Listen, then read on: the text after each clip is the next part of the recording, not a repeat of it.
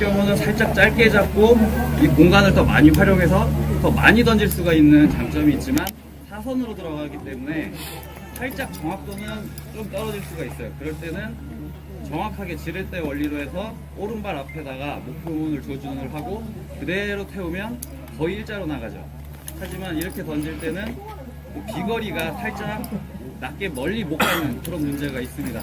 근데 이런 연습을 연속적으로 만약에 하다 보면 힘을 안 주고 손으로 안 잡게 되면 오히려 더 빠르고 강하게 나갈 수가 있게 되는데 지금 제가 사용하는 로드가 살짝 묽기 때문에 좀 터 있게 나가지는 못해요. 그래서 이런 로드의 특징이 있을 때는 오히려 이런 캐스팅이 더 빨리 무게감이 있기 때문에 멀리도 갈 수 있죠. 그리고 이런 게 어려운 게 아니라 이렇게 텐션을 갖고 놓으시고 여러분들이 서서 그네를 탈 때 밀어주는 타이밍이 있잖아요. 그네가 점점 빨리 나가기 때문에 그럼 이거는 어려운 게 아니고요. 그냥 요 돌리는 연습만 하시다가 천천히 돌다가도 그네를 밀어주는 타이밍에만 놓으면 그냥 나가요. 그러다 보면 회수를 하고 그냥 태우고 이런 식으로 움직이면서도 이렇게 태워줄 수 있는 이게 끊어지는 여기가 조금 물렁물렁하고 그래가지고 백러시 같은 경우도 여러분들 이렇게 많이 타신 다음에 지금 많이 습관 안 되신 분들은 대부분 90% 이상이 다 풀렸을 때 어떻게 해요? 여러분들이 이렇게 백러시를 푸셨을 때 어떤 식으로 다시 라인을 갑니까? 대부분 손으로 같이 잡고 갔어요. 그러다 보면 이 여기 있던 줄이 막 풀이라든지 손에서 또 엉키고 포이 생기죠. 그래서 또 엉키고 풀고 그게 또 백러시가 계속 되거든요. 저 같은 경우는 맥이 다 풀리면 여기를 잡고 한 팔을 빼고 낚싯대 끝을 흔들어요. 그럼 가이드와 저 라인의 무게로 여기 있는 줄이 어느 정도 절로 나가거든요. 지금은 맨바닥이지만 물가에서 하면은 표면의 장력이 이 여유줄을 잡아주기 때문에 줄이 되게 잘 나가요. 저쪽으로. 그럼 여기 있던 줄이 상대적으로 짧아지겠죠. 그걸 이용해서 감아주면 소일도 없고 상당히 깔끔하게 이렇게 감아드릴 수가 있습니다.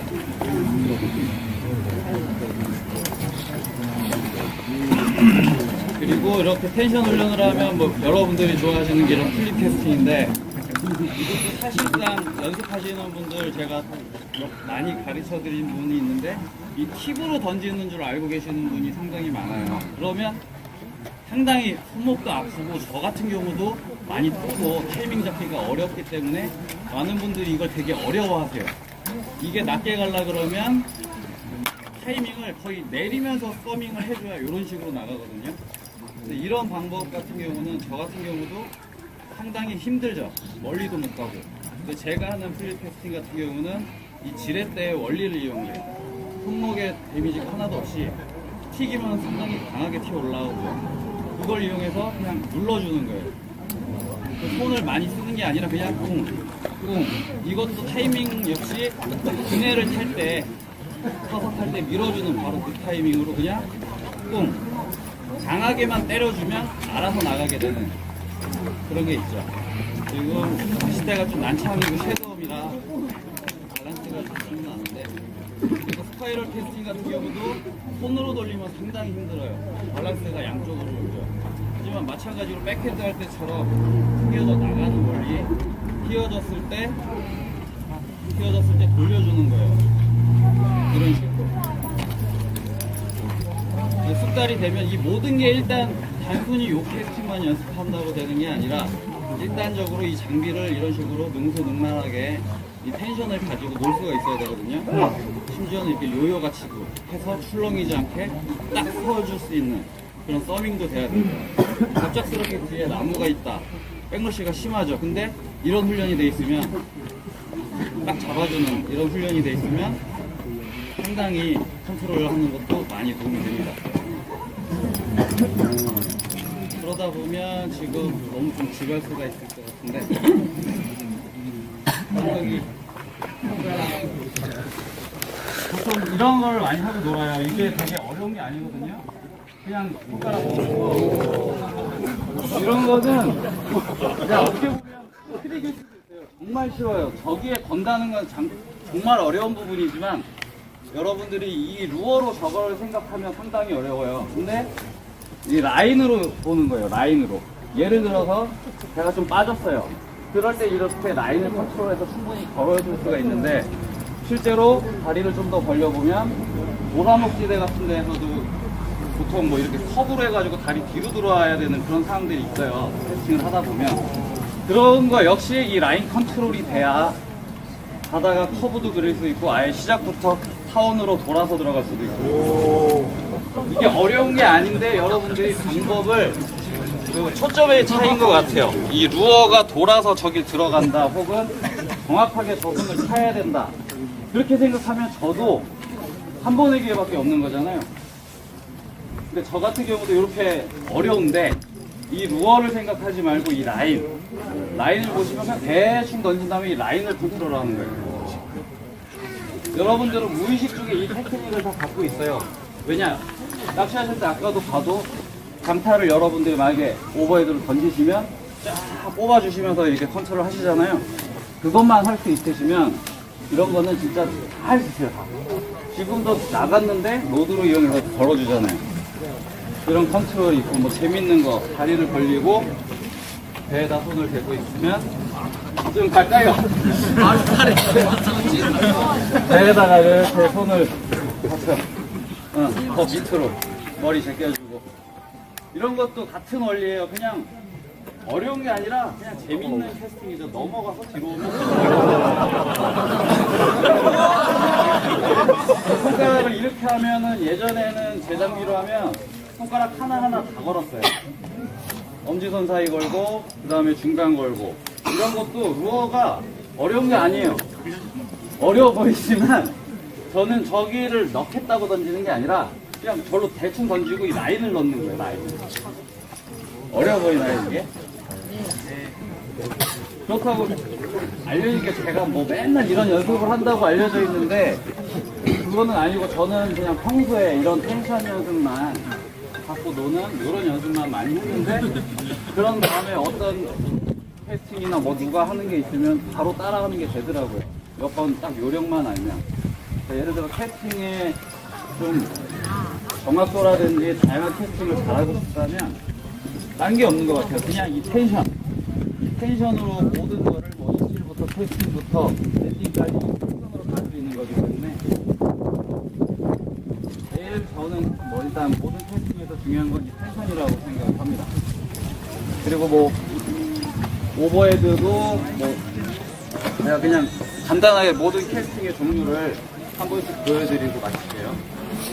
오버헤드 같은 경우도 강하게 던지면서 루어가 너무 무거워서 이렇게 줄이 끊어지는 경우가 많은데 아무리 강하게 던지건 살살 던졌는데 이 로드의 액션과 루어의 무게, 회전을 이용하는 것은 정말 똑같이 나가요.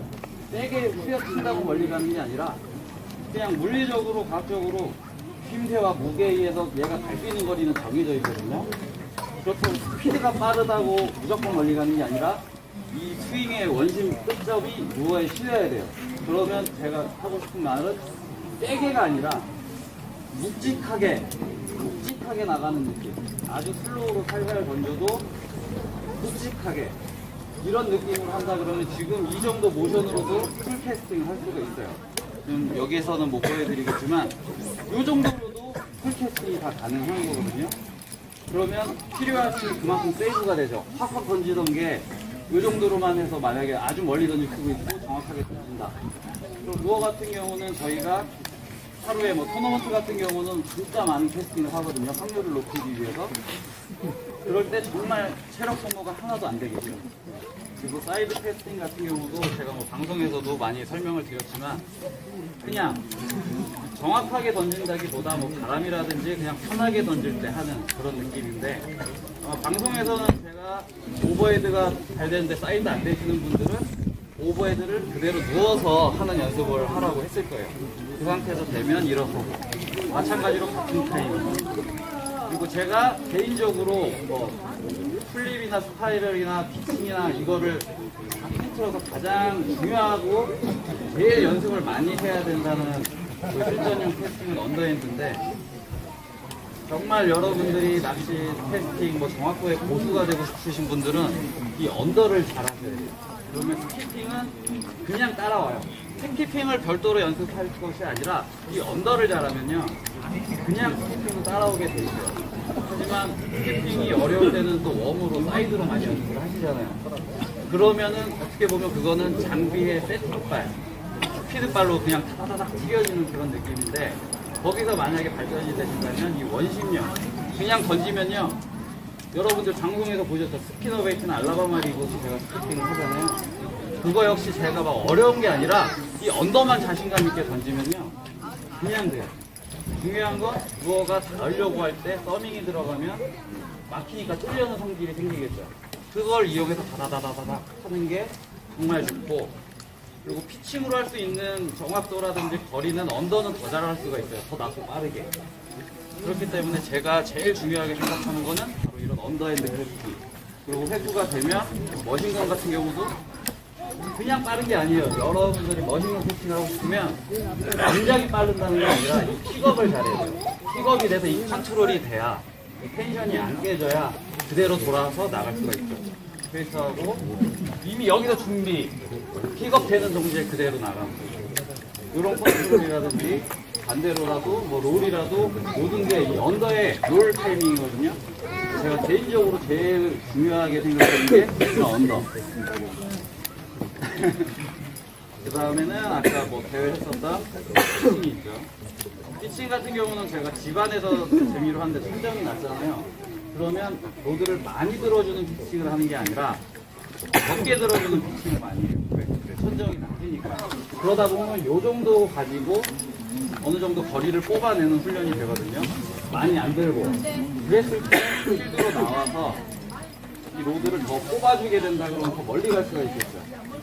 저 같은 경우는 실제로 피칭으로 웬만한 분들 오버헤드로 던지는 거랑 똑같이 던질 수가 있는데, 그게 바로 이런 훈련에서 이렇게 될 수가 있었습니다. 그리고 뭐 플립캐스팅. 플립캐스팅은 제일 어떻게 보면 정확하게 정면으로 피칭보다도 잘 날아갈 수 있는 그런 캐스팅인 것 같아요. 오버헤드 같은 경우도 마찬가지고 플립도 마찬가지고, 로드가 백스윙만 제대로 일어난다 그러면 무조건 정면으로 갈 수밖에 없어요. 제일 깨끗하게. 그리고 요거에서 이러면 그 텐션 관리가 훈련이 돼야겠죠.